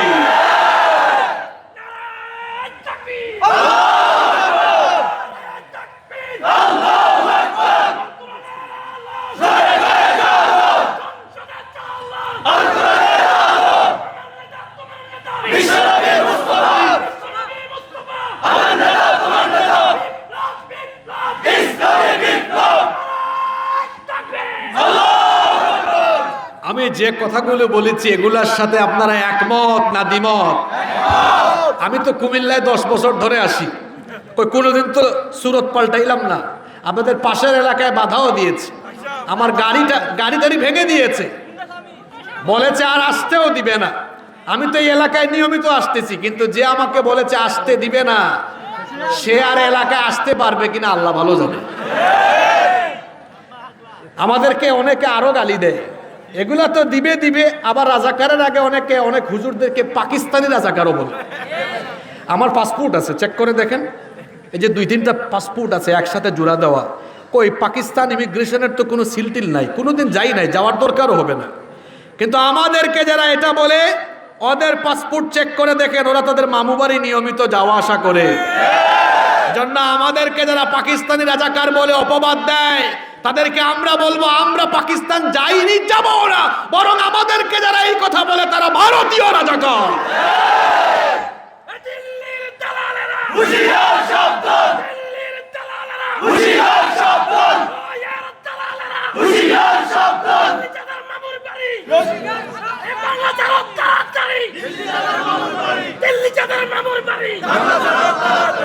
সম্মানিত ভাইয়েরা, এই ভাই সুন্দর স্লোগানই দিয়েছে, দিল্লির কথা মতো এই দেশে কোনো কিছু হবে না। মাঝে মাঝে তো হয়, আপনারা ঠিক বলতেছেন, সব জিনিস আবেগে হয় না। এই যে শুনলাম মাঝখানে ডাক্তার জাকির নায়েক বাংলাদেশে আসতে চাচ্ছেন, তাকে কারা জানি আনবে, কিন্তু ভারতের মন খারাপ। তারা বলতেছে আসলেই যেন তাদের হাতে তাকে তুলে দেওয়া। তা আমরা বলবো আপনাদের কাছেও আমাদের একটা জিনিস আছে, এটা তুলে দেন না, তারপরে কথা বলিয়েন। ভারত যেটাতে না বলবে বুঝবেন ওইটা হা হওয়া দরকার। ভারত যেটাতে না খুশি, আমরা এটাতে খুশি। জাকির নায়েক এই দেশে আসলে অসুবিধা কোথায়? এই দেশে যদি নর্তকী, গায়িকার, পর্ন স্টারদেরকে আনা যায়, তাহলে কেন ইসলামী বিশেষজ্ঞ জাকির নায়েককে বাংলাদেশে আসতে দেওয়া হবে না? ইন্টারিম গভর্নমেন্টকে বলবো সকল প্রকার নিষেধাজ্ঞা তুলে দিয়ে জাকির নায়েককে বাংলাদেশে আসার সুযোগ করে দেওয়া হোক। তিনি তো কোনো রাজনীতি করেন না যে সে রাজনৈতিক বক্তব্য দিবেন, তিনি তো মানুষের কাছে ইসলামের সৌন্দর্য তুলে ধরেন। তিনি তো কোনো ঘৃণাও ছড়ান না। তিনি কি জোর করে কাউকে ধর্মান্তরিত করেছেন? ওদের মাথা খারাপ কেন? কারণ ওরা দেখেছে ওদের সকল বাতিল চিন্তা চেতনার গুমর মানুষের সামনে ফাঁস হয়ে যাচ্ছে। দিন যত যাচ্ছে জাকির নায়েকের এই সুন্দর উপস্থাপনা মানুষকে তত বেশি বিমোহিত করছে। এজন্যই তো তারা তাকে দেশ থেকে বিতাড়িত করে দেওয়ার মতো পরিকল্পনা করেছিল। আমরা বলবো তাকে এই দেশে আসার সুযোগ করে দেওয়া হোক। আপনারা চান কি চান না? ওই যে মাঝখান দিয়ে এই দেশে 2-3 বছর আগে কি এক নর্তকী গায়িকা আসলো, এটা নিয়ে কত ধরনের কথাবার্তা হলো। বাংলাদেশে অনেকে আসে না, গায়ক, গায়িকা, নায়ক, কারা কারা আসে। এগুলো যদি আসতে পারে জাহান্নামের কীট, তো জাকির নায়েক আসতে কোনো অসুবিধা থাকার কথা? জোরে বলেন, কোনো অসুবিধা থাকার কথা? আমরা যেখানে ছিলাম সেখানে ফিরছি। দিন ইসলাম বিজয়ী, এটাকে কেউ পরাজিত করতে পারে? এটা তার 3 নম্বর বৈশিষ্ট্য। কাফেররা নবীজিকে গালি দিয়েছে, অপবাদ দিয়েছে, আমার নবীর পবিত্র শরীর থেকে রক্ত ঝরিয়েছে, আমার নবীর পবিত্র দান্দান মুবারক শহীদ করেছে, বহু সাহাবীদেরকে শহীদ করেছে, কিন্তু তারা দ্বীন ইসলামকে মুছে দিতে পারে? এটা দ্বীন ইসলামের 3 নম্বর বৈশিষ্ট্য। এটাকে কেউ মুছে দিতে পারবে না, পারে না। সুতরাং কেউ যদি দ্বীন ইসলামের বিরুদ্ধে বা দ্বীনের পথের পথিকদের বিরুদ্ধে গিয়ে নানা রকম অপকৌশল, ষড়যন্ত্র, চক্রান্ত কিংবা নিপীড়নের স্টিম রোলার চালিয়ে দিনকে নিশ্চিহ্ন করার স্বপ্নে বিভোর হয়, তাদের সেই স্বপ্ন দুঃস্বপ্নই থেকে যাবে। বরং দ্বীন ইসলামকে যারা নিশ্চিহ্ন করতে চাইবে তারা বংশ শুদ্ধা নির্মূল হয়ে চলে যাবে। দ্বীন ইসলামের 4 নম্বর বৈশিষ্ট্য হলো, আপনি যে খেলা দেখাইছেন আজকে, এই খেলা দেখানো বন্ধ করে একটা সিস্টেম করে রাখেন। হ্যাঁ, এখন কেন করবেন? জোহরের টাইমে করবেন। আপনি কোন জায়গায় দেখেছেন যে বক্তা বক্তব্য দেয়ার মাইক সেট করে? এটা জোহরের টাইমের কারবার। এরা আপনারা ধরিয়েন পর্যালোচনা মিটিংয়ে। 4 নম্বর দ্বীন ইসলামের 4 নম্বর বৈশিষ্ট্য হলো, এটা হচ্ছে ফাইনাল, চূড়ান্ত দিন। এরপরে পৃথিবীতে আর কোনো দিনের আগমন হবে, এটাই হচ্ছে চূড়ান্ত দিন, এটাই হচ্ছে ফাইনাল দিন।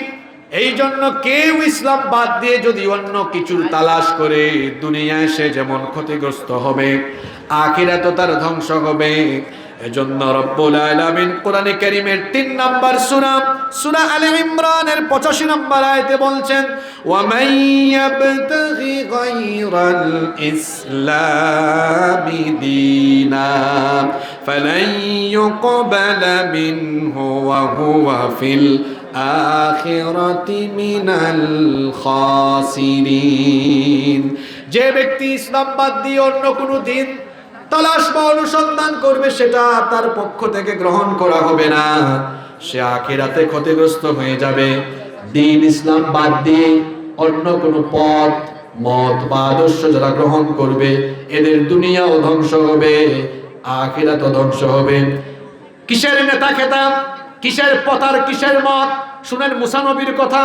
আল্লাহর নবী বলেছেন, এটা মুসনাদে আহমদ এবং বাইহাকি শরীফের হাদিস। আল্লাহর নবী বলেছেন, ওয়ালাউ কানা মূসা হাইয়ান, ভালো করে শুনেন, ওয়ালাউ কানা মূসা হাইয়ান, যদি আমার আগমনের পরে এখন মূসা নবীও জীবিত থাকতেন, আল্লাহর নবী বলেছেন, মা ওয়াসিআহু ইল্লা তাবাই, মূসা নবী তার তাওরাতের অনুসরণ না করে আমার অনুসরণ করতেন।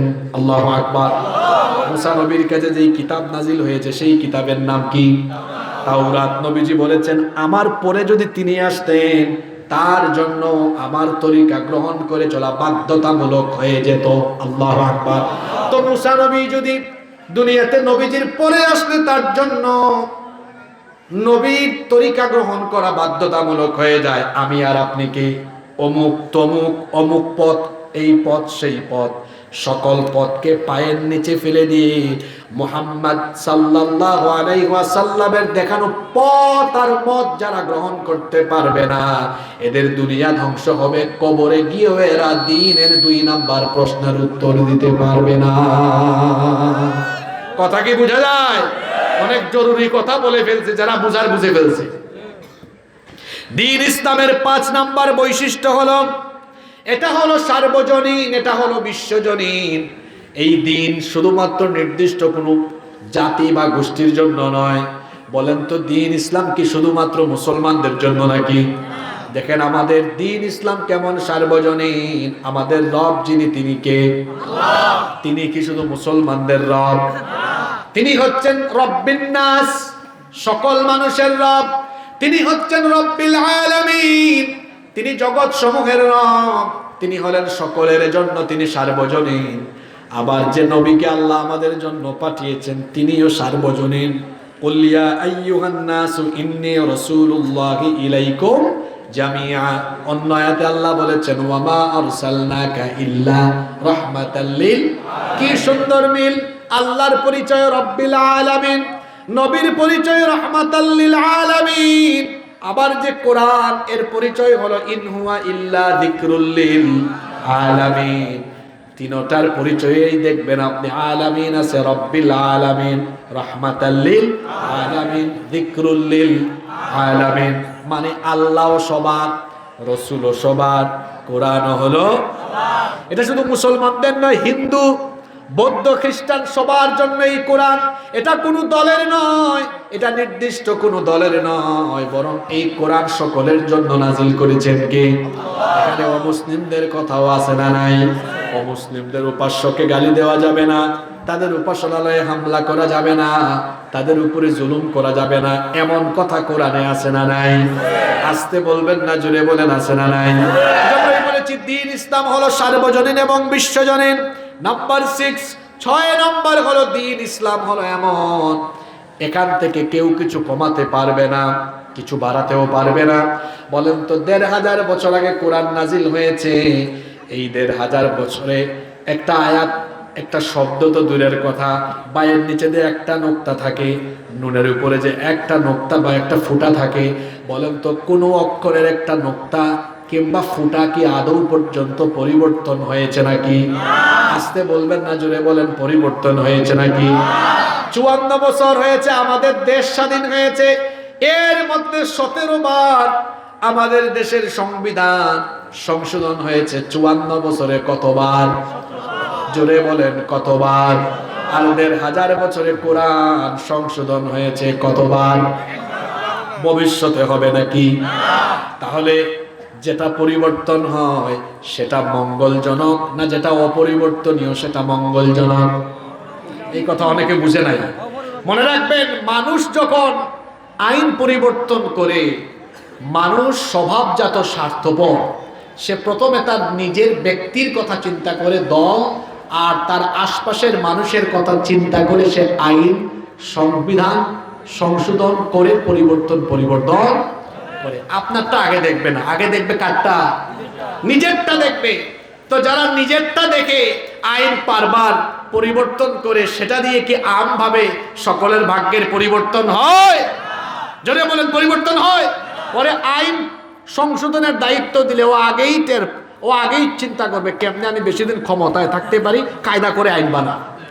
এই জন্য আল্লাহ কামটা করছেন কি, গুরুত্বপূর্ণ কোনো বিষয় আল্লাহ মানুষের হাতে দেন নাই, বেঁচে থাকার জন্য প্রয়োজনীয় বিষয়গুলো আল্লাহ মানুষকে দেন নাই। কারণ মানুষের একটা স্বভাব আছে, সে ক্ষমতার অপব্যবহার করে। আমি কিছু বিষয়ের নাম বলছি, বলেন তো এগুলো আমাদের ডেইলি লাগে কি লাগে না? আগেই বলে ফেলছি লাগে। আমি তো এগুলোর নাম বলি না এখনো। সূর্যের আলো, বাতাস, পানি, আলো, অক্সিজেন, এগুলো আমাদের নিত্য নৈমিত্তিক লাগে কি লাগে না? এগুলো কি কোনো ক্ষমতাশালী ব্যক্তির হাতে না আল্লাহর হাতে? কেন আল্লাহ তার হাতে রেখেছেন জানেন? আমরা যে কারবারি, আল্লাহ যদি এগুলো আমাদের হাতে দিতেন, আমরা তো একটু সুযোগ পাইলেই বলি ইন্টারনেটে লাফালাফি করো না, বন্ধ করো ইন্টারনেট, বন্ধ করে বলে এটা আমরা করি না, এটা অটো বন্ধ হয়ে গেছে। যারা ক্ষমতার জন্য ইন্টারনেট বন্ধ করতে পারে, আপনি যে ঠিক কইছেন, আপনিও কম না, আপনারও সুযোগ দিলে আপনি এটা করতে পারেন। বলছি না মানুষ স্বভাবজাত ক্ষমতালোভী।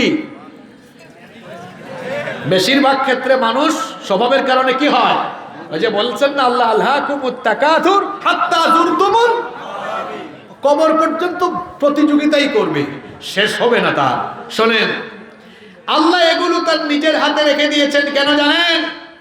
কারণ আল্লাহ জানেন আপনি সুযোগ পাইলে কি কাম করেন। যারা সুযোগ পাইলে ইন্টারনেট বন্ধ করে দেয়, এই মানুষের হাতে আল্লাহ যদি এই সূর্যের আলো, বাতাস, পানি, অক্সিজেন দিতেন, তারা কি করতো জানেন? আমাদের বিরোধিতা থামাও, নইলে সূর্যের আলো বন্ধ, অন্ধকারে একদম ফেলে রাখবো, অক্সিজেন বন্ধ করে মারি ফেলবো একদম। এজন্য আল্লাহ তাআলা এগুলো কার হাতে রেখে দিয়েছেন? এগুলো কেন বলেছি জানেন? ভালো করে শুনেন। যারা নিজেরা আইন বানায়, সেই মানুষের তৈরি করা আইন বারবার পরিবর্তন হয়, কারণ মানুষ ভুল করে। কিন্তু আল্লাহ কি ভুল করেন? জোরে বলেন, আল্লাহ কি ভুল করেন? তাহলে যাদের স্বভাব ভুল করা, তারা যদি কোনো আইন বানায়, সে আইন দিয়ে মানুষের কল্যাণ হবে না, বরং যিনি ভুল ত্রুটির ঊর্ধ্বে, সেই আল্লাহর আইনই মানুষের জন্য সর্বোত্তম হবে।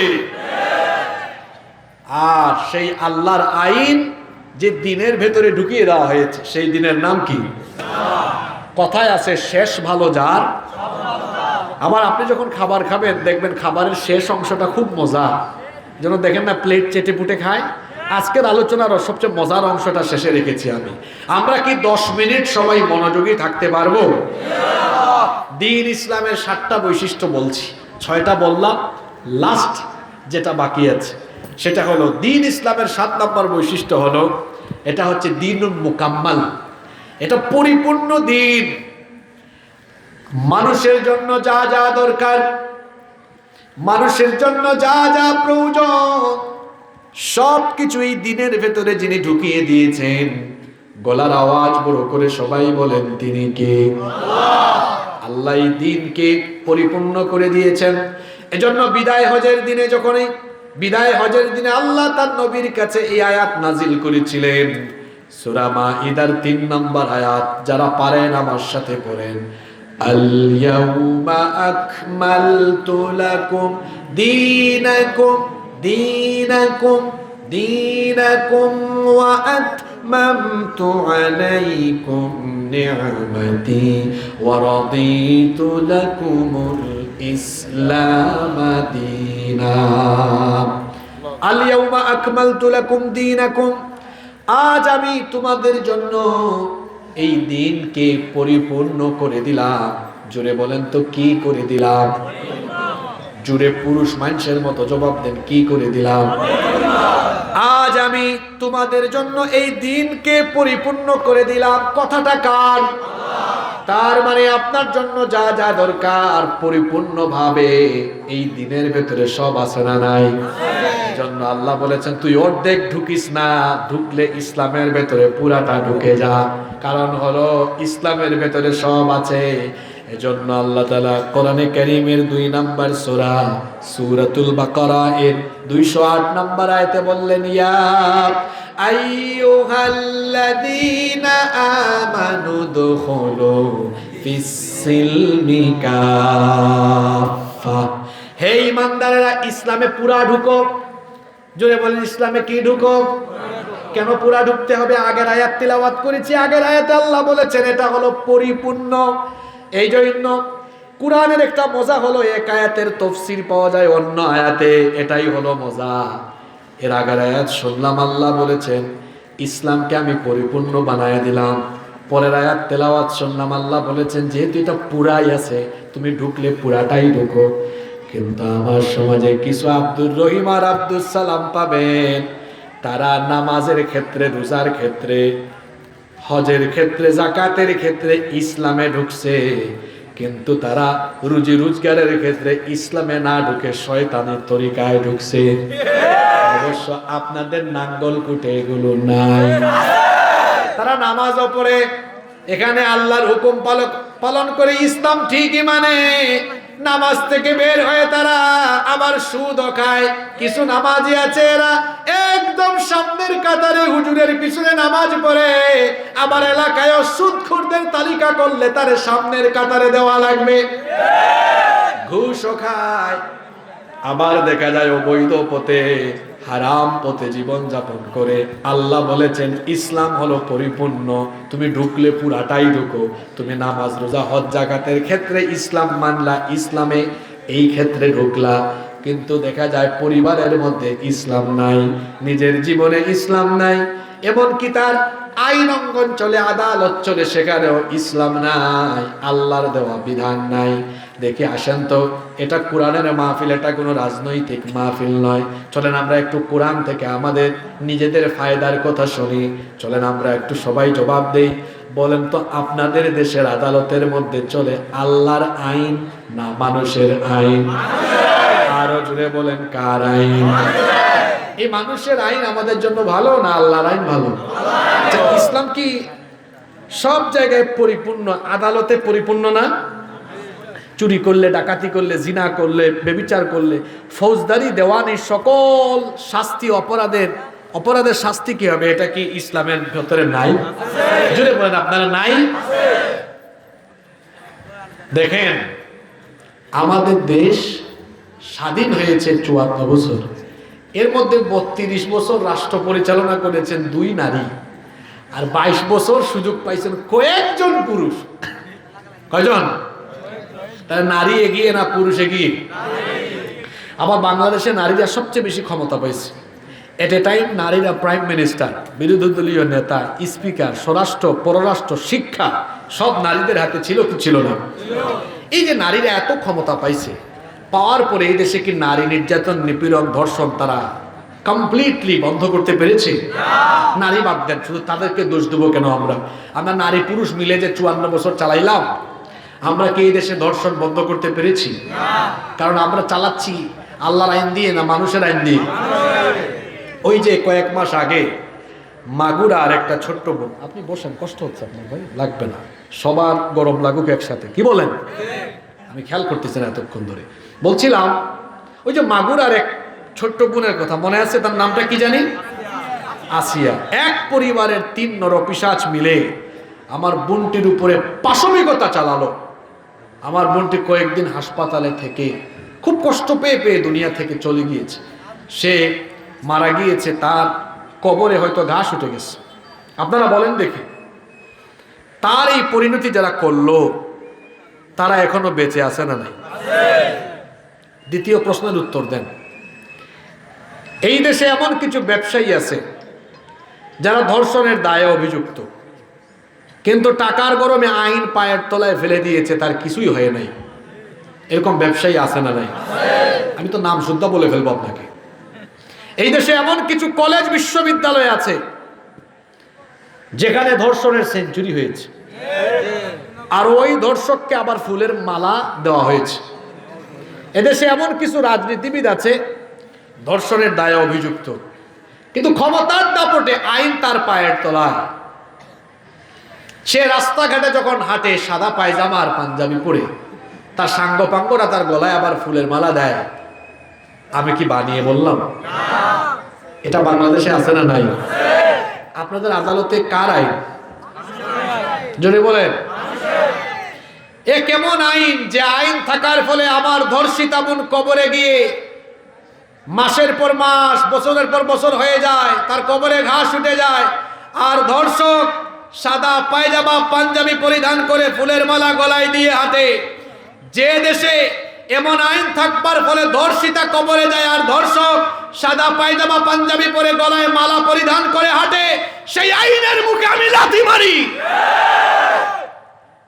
যে আইন থাকার ফলে ধর্ষিতা আত্মগোপনে গিয়ে এক সময় আত্মহত্যা করে আর ধর্ষক বিচিহ্ন দেখায় আর রাস্তাঘাটে বুক ফুলিয়ে হাঁটে, সে আইনের মুখে আমি ঝাড়ু নিক্ষেপ করি, সে আইনের মুখে আমি থুতু মারি।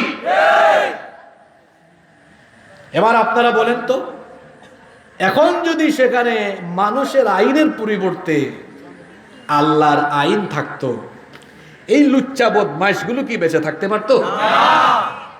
এরকম কাহিনী যদি নাঙ্গলকুটে হইতো, একদম নাঙ্গলকুটের থানার সামনে প্রকাশ্যে জনসম্মুখে তার মৃত্যুদণ্ড দেওয়া হতো। কে কোন দল করেন সব মাথা থেকে ছেড়ে দেন এখন। এবার আপনারা আপনাদের ফায়দার কথা বলেন। বলেন তো দেখি, আপনাদের নিজেদের মেয়েদের জন্য, এদেশের নারীদের জন্য, আপনাদের জন্য মানুষের আইন ভালো না আল্লাহর আইন ভালো? জোরে বলেন, কার আইন ভালো? এবার যুবক ভাইদেরকে বলছি, আপনারাই আগামীর বাংলাদেশ, আপনারাই তো নতুন বাংলাদেশ বিনির্মাণের কারিগর। বুঝার সময় এসেছে আপনাদের, একটু মাথা খাটান। আমার দেশ স্বাধীন হওয়ার পরে 54 বছর পর্যন্ত এদেশে অপরাধ নির্মূল হয় না, ধর্ষণ নির্মূল হয় না, মাদক নির্মূল হয় না, অন্যায় অপরাধ বন্ধ হয় না। তার একমাত্র কারণ মানুষের বানানো আইন। এই আইন দিয়ে কখনো অন্যায় অপরাধকে শতভাগ নির্মূল করা যাবে না। যদি অন্যায় অপরাধকে নির্মূল করে ন্যায় আর ইনসাফ ভিত্তিক একটি সমাজ এবং রাষ্ট্র আমরা পেতে চাই, তাহলে মানুষের তৈরি করা আইনকে লাথি দিয়ে বঙ্গোপসাগরে ফেলে দিয়ে আল্লাহর কোরআনের আইনকে গ্রহণ করে নিতে হবে।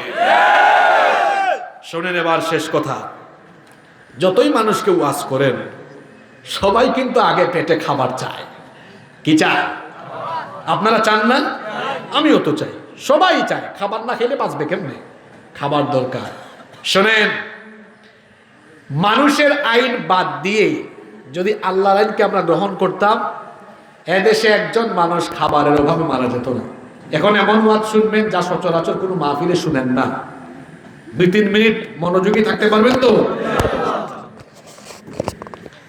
54 বছর ধরে শুনতেছি আমার দেশের গরিবই হালত যায় না, দরিদ্র মানুষ খাইতে পারে না। আমার বক্তব্য, আরে বাপ রে বাপ, এগুলো আপনারা আগামী কয়েক মাস শুনবেন। সবাই বক্তব্য দিবে, সব দলের লোক।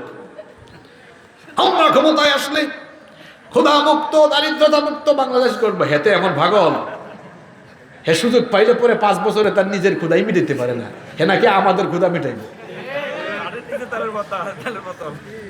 এখন শোনেন, আমরা তো বলছি আমরা আল্লাহর আইনের ফজিলতের কথা শুনবো। আপনারা যদি আল্লাহর আইন এই কোরআনকে গ্রহণ করেন, আল্লাহ এত সুন্দর এক অর্থ ব্যবস্থাপনা দিয়েছেন, এটা গ্রহণ করলে আপনাদের এই দেশে কোনো গরিব অসহায় মানুষ থাকবে না, সকলে সচ্ছল হয়ে যাবে, স্বাবলম্বী হয়ে যাবে, বেকারত্বের কবর হয়ে যাবে। এই ফর্মুলা আমার নয়, ফর্মুলাটা কার? এই ফর্মুলার নাম হলো যাকাত। ছোটবেলায় আফসোস আমরা ঐকিক নিয়ম সুদের অঙ্ক শিখেছি, শিখেন নাই? আমরা যাকাত শিখি নাই তো, যাকাতের বিধিবিধান নিয়ম কানুন জানি না, উসর জানি না, এজন্য আমরা এগুলোর ফায়দার কথা বুঝি না। এদেশে অনেকে যাকাতের নামে শাড়ি লুঙ্গি বিতরণ করে। যাকাতের নামে যারা শাড়ি লুঙ্গি বিতরণ করে এদের যাকাত 100 ভাগ হয় না। যে কোনো মুফতি সাহেবকে জিজ্ঞেস করবেন, যাকাতের খাত 8টা সুনির্ধারিত করে দিয়েছেন কে? আল্লাহ। যাকাত দিয়েছেন কেন? এরকম শাড়ি লুঙ্গি দেওয়ার জন্য না। আল্লাহ যাকাতের বিধান দিয়েছেন যাতে করে সমাজে দারিদ্রতা বিমোচন করে একটি স্বনির্ভর সমৃদ্ধ দারিদ্রতা মুক্ত একটি স্বনির্ভর সমৃদ্ধ জাতি গঠন করা যায়। এজন্য এই ফর্মুলা দিয়েছেন কে? আমার দিকে তাকান, এই কথাগুলি আমার শেষ কথা। এই যে ভাতুরা না নাম ভাতরা, ইসলামী ভাতরা সমাজ কল্যাণ পরিষদ, তারা একটা মাহফিলের আয়োজন করেছে। মনে করেন তারা এই বছর একটা উদ্যোগ নিল যে ব্যক্তিগত উদ্যোগে অনেকে যাকাত দেয়, চলেন আমরা একটু অনেকের যাকাতকে একসাথে করি। শুনতেছেন? তারা এবার 20-30 জন মানুষের যাকাতকে এক জায়গায় নিয়ে আসছে, এসে দেখছে এর পরিমাণটা হয়েছে মোট 2 লক্ষ টাকা। জোরে বলেন তো কয় লক্ষ টাকা? তারা চিন্তা করলো এই 2 লক্ষ টাকা যদি আমরা 500 করে দেই জন প্রতি, তাহলে সর্বমোট 400 জন মানুষকে দেয়া যাবে। কিন্তু আপনারা বলেন তো 500 করে 400 জন মানুষকে এই 2 লক্ষ টাকা বন্টন করলে এই 400 জন মানুষ কি ধনী হয়ে যাবে? তো এক বেলা খাবে, আরেক বেলা। যাকাত এমন ভাবে দিতে হয় যাকে যাকাত দিবেন ও যেন আগামী বছর আর যাকাত খাওয়ার উপযুক্ত। এই 2 লক্ষ টাকা 400 জনকে না দিয়ে 3-4 জনকে দেন। একজন বিধবা নারী বোন, আপনার পরিবারটা চলে না, ধরেন আপনাকে একটা সেলাই মেশিন কিনে দিলাম। আর একটা পরিবার আছে এই ভাতরা গ্রামে, খুব অসচ্ছল, খাইতে পারে না এরা, বাইরে ধরো তোমার একটা অটো রিক্সা টমটম আছে না, কিনে দিলাম। এই পরিবার চলার ব্যবস্থা হলো কি হলো না? আরেকজনের কাছে কিছু টাকা আছে, পরিবারটা চলে না, অল্প আরেকটু সাহায্য করলে একটা টঙের দোকান দিতে পারে, পরিবারটা চলতে পারে, তারে দিয়ে দিলাম 2 লক্ষ টাকা। মনে করেন এই 3 জনকেই বন্টন করে দিলাম। আপনারা বলেন তো আগামী বছরের আর যাকাত খাওয়া লাগবে? এ তো আপনাদের এলাকা দিয়ে ছোট্ট উদাহরণ দিলাম। এখন যদি পরিস্থিতি এমন হয় এই দেশে সবাই সবকিছু ভুলে গিয়ে তাদের ভালোর জন্য আল্লাহর আইন গ্রহণ করে নিয়েছে, আল্লাহ যেন এই ব্যবস্থা করে দেন, তখন আলাদা একটা মিনিস্ট্রি মন্ত্রণালয় খুলতে হবে। এটার নাম হবে জাকাত মিনিস্ট্রি, জাকাত মন্ত্রণালয়। ওই যে আপনাদের অনেকে 3 সার্টিফিকেট আছে না, ইনকাম ট্যাক্সের ফাইল ওপেন করা, আপনার সব কিছু সরকারের কাছে আছে। ঠিক এইরকম করে দেশের মুসলমান যারা, তাদের সম্পদের হিসাব সরকারের কাছে থাকবে। বছর শেষে মোবাইলে মেসেজ আসবে, মিস্টার অমুক সাহেব আপনার তো এবছর এত টাকা যাকাত আসছে, যান আমাদের সংশ্লিষ্ট ওই অফিসে, উপজেলা বা ইউনিয়ন অফিসে গিয়ে জমা দিয়ে দেন। তাহলে সবার উপরে না তো, যাদের উপর যাকাত ফরজ, নিসাব পরিমাণ মাল আছে যাদের, এদের কাছে মেসেজটা আসবে। এখন সারা দেশের যাকাতদাতাদের টাকা জমা হলো কয় জায়গায়? এক জায়গায়। আমি বোঝানোর জন্য একটা ছোট অ্যামাউন্ট ধরছি। আপনাদের কুমিল্লার মানুষ যে ধনী, এটা এই বিভাগ, এখন তো কুমিল্লা বিভাগ হয়ে গেছে, হ্যাঁ হয়ে যাবে মনে হয়। আপনারা কি চান নাকি? আপনারা তো ফেসবুকেও গিয়ে বিভাগ চান, নোয়াখালীও চাই, আপনারাও চান। আপনারা কোনটা চান, নোয়াখালী বিভাগ না কুমিল্লা বিভাগ? ঠিক আছে, আচ্ছা আমাদের ওই প্রসঙ্গে আমরা যাচ্ছি না। আমি বলছিলাম আপনাদের কুমিল্লার মানুষ ধনী, এটা এই বিভাগ দিয়েই হয়ে যাবে। আমি যে অ্যামাউন্টটা ধরছি 140,000 কোটি টাকা ধরলাম। কত? মাত্র 140,000 কোটি টাকা। এটা একটা দেশের জন্য ব্যাপারই না কিন্তু। এখন এটা জমা হলো কয় জায়গায়? এখন গভর্নমেন্ট কি করলো, 64টা জেলা থেকে সর্বমোট 70 লক্ষ বেকার যুবক, এদের চাকরিও নাই ব্যবসাও নাই, এরকম অসচ্ছল পরিবারের 70 লক্ষ যুবককে তারা ঢাকায় আনলো। কত লক্ষ যুবক? এনে বললো বাবারা তোমরা তো কিছু করো না, হাই রে হাই, আসো নাও 2 লাখ টাকার চেক, নাও 2 লাখ টাকার চেক। প্রত্যেককে 2 লাখ টাকা দিল। তো 70 লক্ষ গুণ 2 লক্ষ। খতিব সাহেব, ইমাম সাহেব যারা আছেন, এই যাকাতের ওয়াজ এখন থেকে বেশি বেশি করবেন, এইভাবে মানুষকে বুঝাবেন, যাকাত এইভাবে বুঝাবেন। 70 লক্ষ গুণ কত? 2 লক্ষ সমান কত হয়?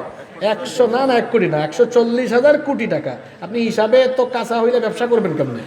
140,000 কত লক্ষকে দেওয়া গেল? 70 লক্ষ যুবক। বাবারা শোনো, টাকাটা যে নিলা এটা না পাম্প পাম্প করো, পাকুম করে চলো না, এটা কুটির শিল্প বা হাঁসের খামার, মুরগির খামার বা যে কোনো কাজ করো কি করো না, আমাদের উপজেলা অডিট অফিসার আছে, এটা কিন্তু ভিজিট করে করে দেখবে, খবর আছে।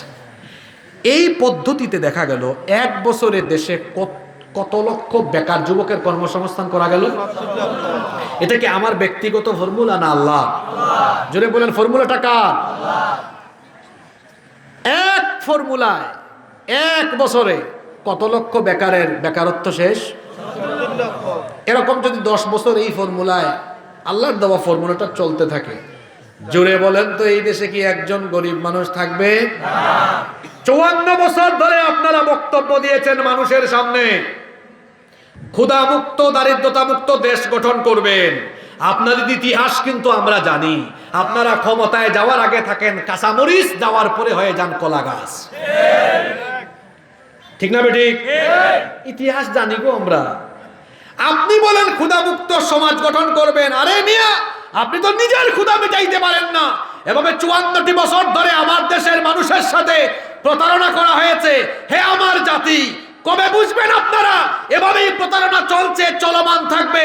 যদি আপনারা সত্যিকার অর্থে ক্ষুধা মুক্ত, দারিদ্রতা মুক্ত একটি সোনালী সমাজ চান, তাহলে আপনারা প্রতারণার ফাঁদে পা না দিয়ে মানুষের তৈরি করা আইনের মুখে লাথি দিয়ে আল্লাহর দেওয়া কোরআনের আইনকে গ্রহণ করে নিতে হবে।